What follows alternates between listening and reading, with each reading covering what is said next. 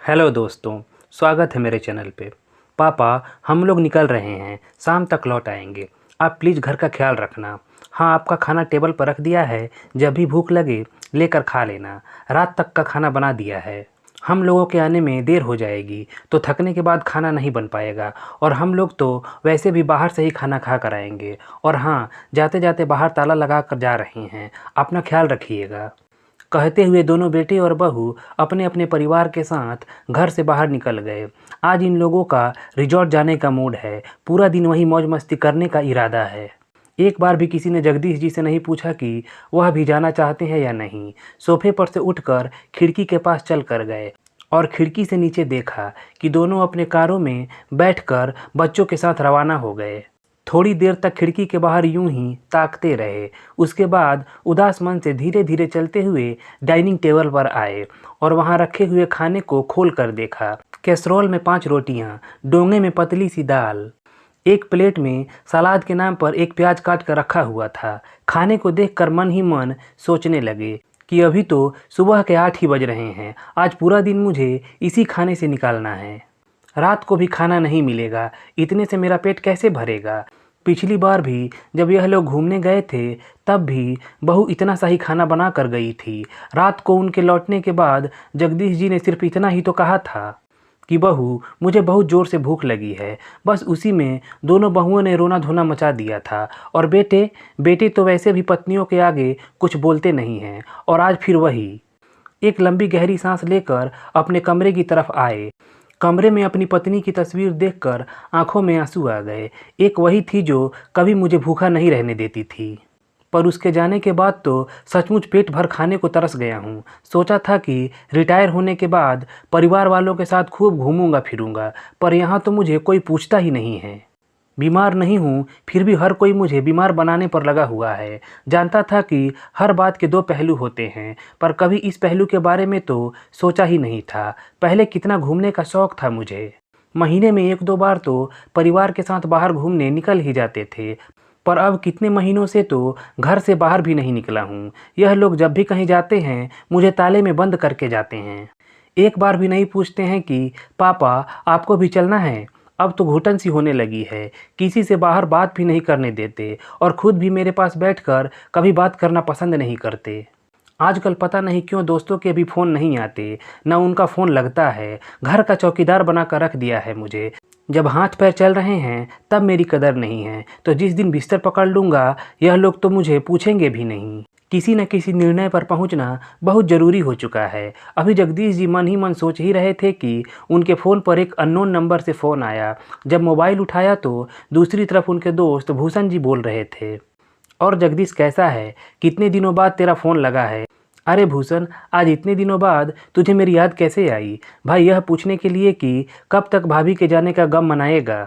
कुछ आगे का सोचा है या नहीं?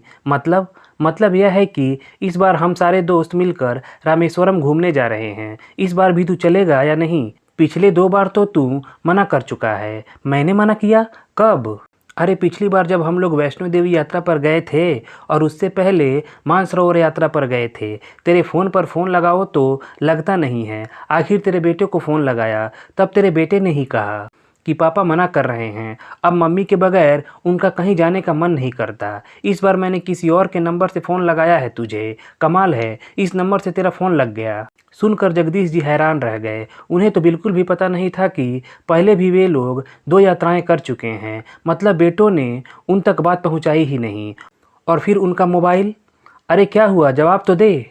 अचानक भूषण जी की आवाज़ से जगदीश जी की तंद्रा टूटी। अरे हाँ, इस बार ज़रूर जाऊँगा। कितना क्या पेमेंट देना है बता देना, मैं डिपॉजिट करवा दूँगा। चल, मैं तुझे व्हाट्सएप ग्रुप में शामिल कर लेता हूँ और वहीं सारी डिटेल्स भेज देता हूँ। और रही बात पेमेंट की, वह तू बाद में दे देना। कम से कम तूने हाँ तो की। वैसे भी हम कल ही रवाना हो रहे हैं, और तेरी टिकट हमने पहले ही करवा ली थी। अगर तू फ़ोन नहीं उठाता तो आज हम तेरे घर आ जाते। अच्छा ठीक है बाबा, डिटेल भेज देना। चल फिर फटाफट से तैयारी कर ले, कल सुबह ही निकलना है, कहकर भूषण जी ने फ़ोन रख दिया। भूषण जी के फ़ोन रखते ही जगदीश जी ने अपना फ़ोन चेक किया। जगदीश जी के सभी दोस्त उसमें ब्लॉक हो रहे थे। देखकर जगदीश जी का दिमाग चकरा गया। इतना बड़ा धोखा!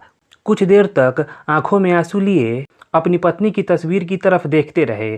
फिर आंसू पोंछकर सबसे पहले जगदीश जी ने अपने सारे दोस्तों को अनब्लॉक किया। इसके बाद उठकर अपने कमरे में गए और अपनी अलमारी में से अपने टूर पर पहनने वाले कपड़े निकाल कर पैक किए, अपने स्पोर्ट्स शूज निकाले और उनकी धूल साफ की। कुछ कैश और अपनी आईडी अपने पास रखे। मोबाइल पर अपने अकाउंट चेक किए।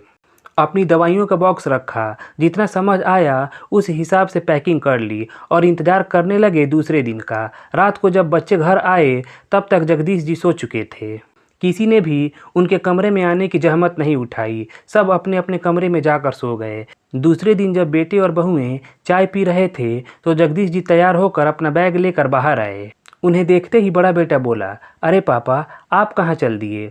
मैं अपने दोस्तों के साथ रामेश्वरम टूर पर जा रहा हूँ, मेरा भी टिकट है। जगदीश जी की बात सुनकर चारों बेटे बहू एक दूसरे की शक्ल देखने लगे।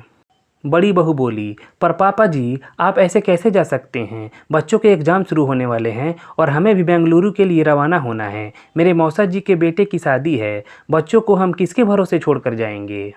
आपने सोचा भी है? छोटी बहू ने कहा, और क्यों फालतू में पैसे खर्च करना? आपके पास इतना ही है तो थोड़ा बहुत हमें ही दे दीजिए। और वैसे भी इस उम्र में घूमने की क्या लगी है आपको? कल को गिर पड़ गए तो सेवा कौन करेगा? इसलिए चुपचाप अपना सामान वापस कमरे में रख दीजिए। मुझे ऑर्डर देने वाली तुम कौन होती हो बहू? तुम लोगों ने मुझे अपने घर का चौकीदार समझ रखा है क्या, जो अपने बच्चों को मेरे भरोसे छोड़कर चले जाते हो? तुम लोगों की हिम्मत कैसे हो गई मेरे मोबाइल से मेरे दोस्तों को ब्लॉक करने की? पापा, वो आपको कोई डिस्टर्ब ना करे इसके लिए ब्लॉक किया था। अच्छा, मेरे आराम का इतना ही ख्याल है तो अपने बच्चे खुद संभालो। और रही बात मेरे घूमने फिरने के खर्चे की, तो वो मैं अपने खुद के कमाए पैसे से कर रहा हूँ। कहकर जगदीश जी वहाँ से रवाना हो गए। बेटे और बहू से कुछ बोलते ना बना। धन्यवाद दोस्तों। आशा करता हूँ कहानी पसंद आई होगी।